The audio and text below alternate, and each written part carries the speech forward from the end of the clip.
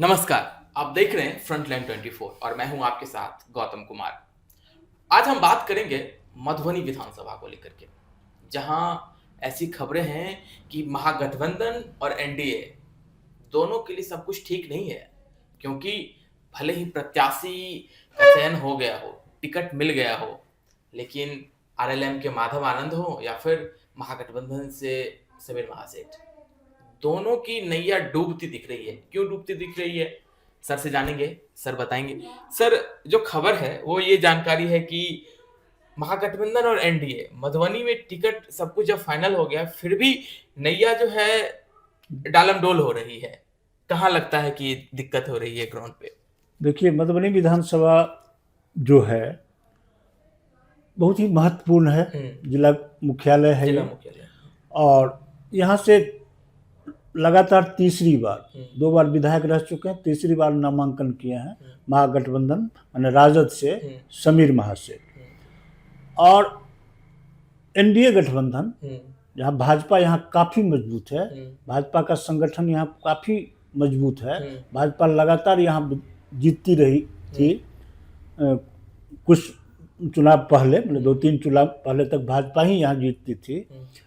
तो हो क्या गया है इस बार, तो भाजपा के कम से कम आधे दर्जन से अधिक संभावित प्रत्याशी थे, जिन्हें भरोसा था कि हमें टिकट मिलेगी, टिकट हमको दिया जाएगा। और इसके लिए वो पूरी जोर शोर से प्रयास कर रहे थे, मेहनत कर रहे थे, जनसंपर्क कर रहे थे और दावा भी कर रहे थे कि टिकट मुझे ही मिलेगा। लेकिन यहाँ पर एक अलग दाव खेल दी है एनडीए ने। इसकी संभावना थी, मैंने उपेंद्र कुशवाहा की पार्टी को यहाँ दिया जाएगा मधुबनी सीट, इसकी संभावना कम थी, लोजपा की चर्चा हो रही थी, लेकिन हुआ कुछ अलग। यहाँ से आनंद माधव एनडीए गठबंधन के प्रत्याशी हैं। अब वो बाहरी हैं, बाहरी इन द सेंस रहने वाले इस जिला के ही हैं, लेकिन वो कभी मधुबनी से उनका रिश्ता नाता वैसा नहीं रहा, नया चेहरा है वो। अब उनके साथ हो गया है कि भाजपा पर वो डिपेंड है। भाजपा आगे बढ़कर इस लड़ाई को अगर थाम लेगी, कदम बढ़ाएगी, तो माधव आनंद की नैया डगमगाने से रुक जाएगी। नहीं तो माधव आनंद समीर के सामने बौने साबित हो जाएंगे। एक सवाल ये है, लेकिन भाजपा में जो मुझे जानकारी है, सूत्रों से जो जानकारी आ रही है, कुछ लोग तो, चूंकि अशोक यादव यहाँ के सांसद हैं, उन्होंने कमान संभाल लिया है माधव आनंद का, आगे बढ़ के आ रहे हैं। लेकिन मधुबनी भाजपा भी गुटबाजी के चक्कर में है, यहाँ भी गुटबाजी है, काफ़ी है। मैंने एमपी का अलग गुट, बाकी का अलग गुट। तो भाजपा थोड़ा सा डिसिप्लिन वाली पार्टी है, बात सामने निकल कर नहीं आती है, लेकिन अंदर अंदर गुटबाजी है। तो अब सारे लोग मिलकर जी जान, जो कहिएगा तन मन धन से, माधव आनंद के साथ अगर भाजपा रही तो माधव आनंद लड़ाई में रहेंगे, अन्यथा माधव आनंद लड़ाई में भी नहीं रहेंगे। ये मैं आज आपको बता देता हूँ। सारा कुछ भाजपा पर डिपेंड है। भाजपा को आगे बढ़ना होगा, भाजपा को रणनीति बनानी होगी, चुनाव कैसे जीता जाएगा, इसके लिए सारा कुछ भाजपा पर डिपेंड है।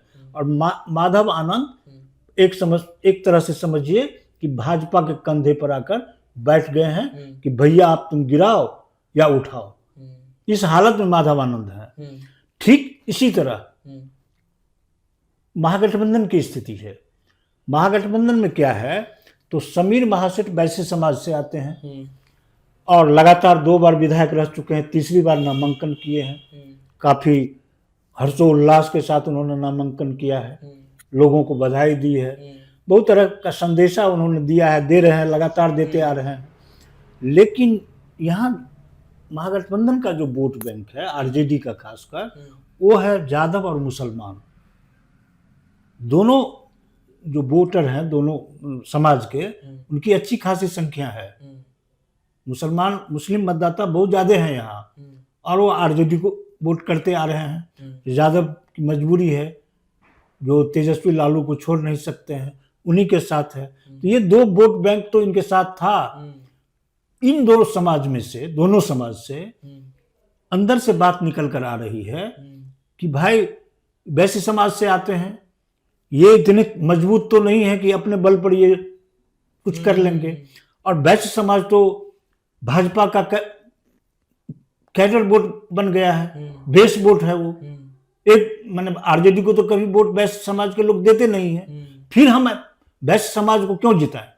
ये चर्चा होने लगी है यादव समाज में और मुस्लिम समाज में, और ये भी संभावना है, आज हो जाए तो कोई बड़ी बात नहीं है, कि कुछ लोग नामांकन करेंगे, बतौर निर्दलीय नामांकन भी कर सकते हैं समीर महासेठ के खिलाफ। अब इसमें कितनी सच्चाई है, ये चर्चा है, ये तो आज पता चल ही जाएगा। लेकिन अंदर अंदर ये चल रहा, अगर मुस्लिम समाज के लोग, यादव समाज के लोग एकजुट होकर समीर महासेठ का साथ नहीं दिया, तो इनकी स्थिति इस बार अच्छी नहीं होने वाली है, मुश्किल हो जाएगी। और एंटी इनकम्बेंसी है ही इनके खिलाफ, क्षेत्र के लोग में नाराजगी है, सब विधायक के प्रति है, इनके प्रति भी है कि बहुत अच्छा काम इन्होंने नहीं किया, लोगों से मिले नहीं, माने इस सब तरह तरह के आरोप लोग लगाते हैं। वो हर विधानसभा में हो रहा है, मधुबनी में भी हो रहा है। लेकिन ये जो दो बातें हम बताए हैं आपको, ये बहुत ही खतरनाक साबित होने वाला है मधुबनी में। वैसे समीर महासेठ काफी चतुर, राजनीति के चतुर खिलाड़ी माने जाते हैं, बहुत ही सरल हैं, बात बहुत अच्छी तरह से करते हैं, लोगों को मिलाने का भरपूर प्रयास करेंगे। लेकिन कुछ चेहरा तो सामने है जो उनको भी खटक रहा होगा, कहीं ये बागी न बन जाए और कहीं ये हमारे लिए खतरा न साबित हो जाए। ये खतरा इनके साथ ही मंडरा रहा है और माधव आनंद के साथ ही मंडरा रहा है। तीसरा फैक्टर है जन स्वराज।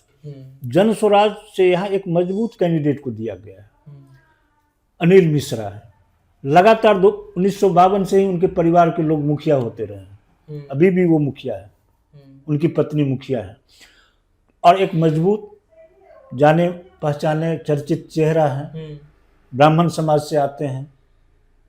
तो अगर ब्राह्मण समाज का वोट अनिल मिश्रा की तरफ झुक गया जाति के नाम पर, या जन स्वराज की तरफ झुकाव है थोड़ा सा युवाओं का, महिलाओं का, तो आनंद माधव के लिए एक खतरा ये भी हो जाएगा। समीर को इसका लाभ मिलेगा, समीर महासेठ को इसका लाभ मिलना तय है, क्योंकि ब्राह्मण मतदाता या सवर्ण मतदाता आज भी भाजपा के साथ है। कांग्रेस की भी यहाँ है, उतनी मजबूत स्थिति में तो नहीं है, लेकिन फिर भी कांग्रेस को दरकिनार नहीं किया जा सकता है। समीर महासेठ को कांग्रेस को भी साथ लेना होगा, समझ गए? नहीं तो दोनों गठबंधन में उहापोह की स्थिति है, क्योंकि राजनीतिक तजुर्बा रखने वाले जो लोग हैं, ये वो अच्छी तरह इस बात को जानते हैं कि क्या होने वाला है, समझ रहे हैं? तो दोनों तरफ कहिएगा कि खाई है, समीर महासेठ भी उस खाई में गिर सकते हैं, अब माधव आनंद भी गिर सकते हैं। तो बड़ी सावधानी से चलना है। और आज का जो दिन है, यह मधुबनी विधानसभा के लिए अहम दिन है, क्योंकि नामांकन का अंतिम दिन है। जानकारी है कुछ लोग बागी हो सकते हैं। मनोज चौधरी बागी हो गए हैं भाजपा में, उन्होंने नामांकन कर दिया है। इधर भी नामांकन की तैयारी लोग कर रहे थे, अगर कर दिए तो बात बिगड़ सकती है और समीर महासेठ के सामने खतरा दिखने लगेगा। यही दोनों गठबंधन में एक ही जैसा स्थिति है, एक भाजपा पर डिपेंड है, दूसरे यादव मुसलमान पर डिपेंड है। अगर ये लोग इधर से उधर थोड़ा भी हुए, समीर महासेठ की नैया डूब जाएगी। भाजपा अगर साथ नहीं दी तो माधव आनंद कहीं का नहीं रहेंगे, क्योंकि माधव आनंद को न जानता है कोई, न उनकी पार्टी का कोई संगठन है यहाँ, न कोई चेहरा है जो इस नैया को पार लगाएंगे। दोनों तरफ स्थिति डमाडोल है। तो जो बातें सामने आ रही है वो ये है कि खाई है, पार करना है। अब जनता जो है वो एनडीए गठबंधन को पार कर लगाएगी या फिर महागठबंधन को पार लगाएगी, क्योंकि खतरा जो है वो दोनों गठबंधन के साथ है, समीर महासेठ के साथ भी है और माधव आनंद के साथ भी है।